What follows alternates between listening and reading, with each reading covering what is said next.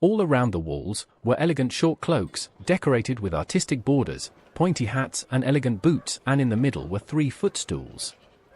On one of them stood a blond boy who gave Harry a curious but slightly condescending look. Before he could say anything, however, a small, plump witch, in an absolutely fabulous outfit, bustled into the room and began to greet Harry exuberantly. Oh, a new customer! She lilted happily. What a pleasure! Come up here and let me take a look at you. With that, she pushed him onto one of the stools and examined him with a critical look. Harry was just trying to figure out what on earth Madame Malkin was wearing. She had a kind of jeweled mushroom hat, with a long feather on her head and a velvet shoulder cape with gold and silver braid that was intertwined like tendrils.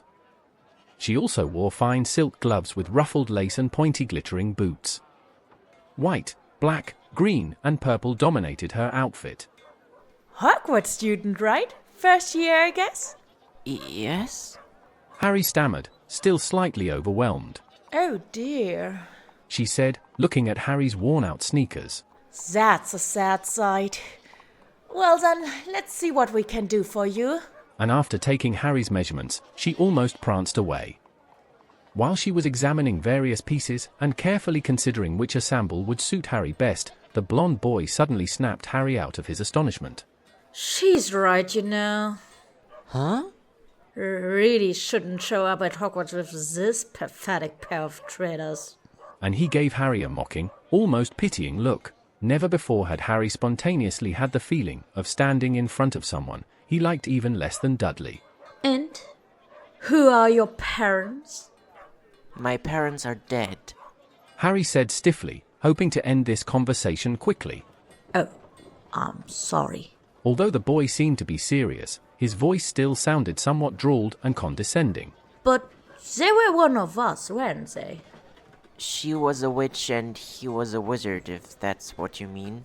Harry replied, a little stiffer than before. Good, good. I almost thought you were a muggle, or... Before the boy could make any more comments, Madame Malkin rushed over again. Here, my boy, she said cheerfully and began to dress Harry in his new clothes. As Harry got down from the stool, she magically pulled a large mirror over to Harry, so he could examine himself. He wore a simple black wizard's hat, with a wide brim, a shoulder cape with a hood on it and comfortable plain boots. A round brooch with no pattern or engraving held his cape together. With his belt and bag on it, he really did look like the other inhabitants of the magical world. Fantastic! Madame Malkin trilled happily. So sleek and simple. That way you can develop your own style once you're at Hogwarts.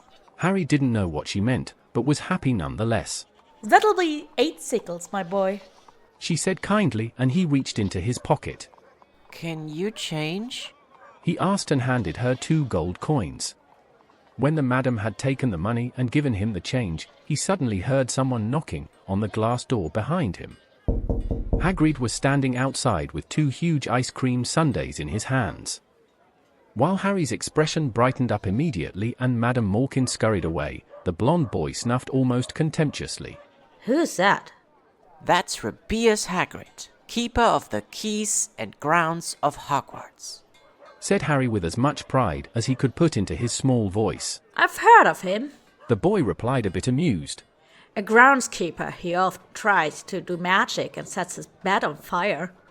Suddenly his expression became more serious. I'd keep an eye on him if I were you. Harry left the shop without paying any more attention to the boy. The queasy feeling in his stomach luckily disappeared quickly, while Harry and Hagrid spooned the ice cream out of big silver goblets. After they had returned the goblets, the 2 strolled further along Diagon Alley. They fetched some magic books, dragonskin gloves, and a cauldron. Hagrid had to stop Harry from letting the travelling traders, with their carts, sell him souvenirs and other knickknacks.